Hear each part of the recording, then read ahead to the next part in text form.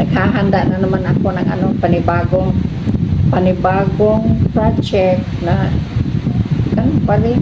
Panibago nga, pero ganun pa rin. Necklace, o di kaya bracelet, o di kaya sing-sing, o di kaya earrings. Ay, ganun lang naman talaga ang mga hilig ko ngayon. Mga hilig, okay. Alam niyo ba kung ano ang hottest topic ngayon? Since mga 1 week ago, mga 2 weeks ago na nagsubo na nag-umpisa yung si Yolo ba?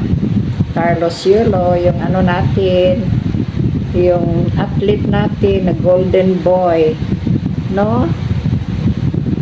Happy tayo na meron tayong Carlos Yolo, di ba? Happy talaga ako kasi malaking karangalan yan sa Philippines, di ba?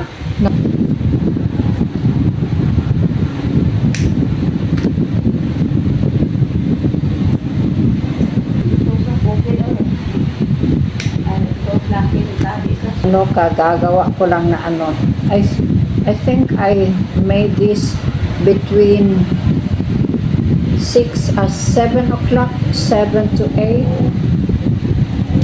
today AM. Tapos umalis ako kasi merong appointment. Tapos binalikan ko ito, nagawa ko tong kwentas or necklace, no? Tapos ginawan ko ngayon ng paraan na hindi na ako bibili o order ng mga class. Nag-DIY na ako ng yung closure ba, yung sarado niya, yung seradora, ibig sabihin seradora. Ayan yan, yan, kita ko sa inyo. Yan, ganyan yan, kita sa yan.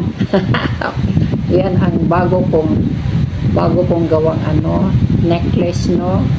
Tapos dapat ang uunahin ko sana, ginawa ko ito as bracelet sana. Tapos naisipan ko i-diretso ko na lang kasi ang nagawa ko ganyan naka-iksi, no? Ganyan nakataas. Tapos sa isip ko, dagdagan ko pa ng few inches more. Tapos hanggang magiging 17 inches, no? Tapos magagawa kong necklace, no? Tapos sa isip ko, ang plano ko ay pagkatapos ng necklace, gagawa na naman ako ng bracelet. Kaya ito na ngayon, yan. Yan, yan ang nagawa kong necklace. I hope you like it, guys. Thank you for watching.